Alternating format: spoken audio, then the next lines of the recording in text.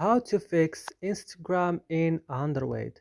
Today guys, I will show you how to do this. Just watch this video until the end. So let's start.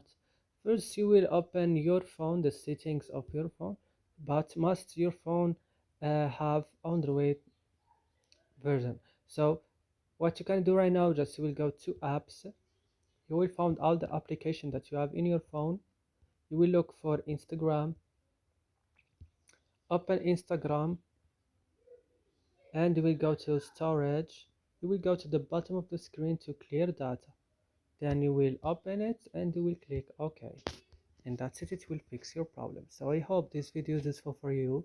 Don't forget to like, also to subscribe in our channel, and see you in other videos.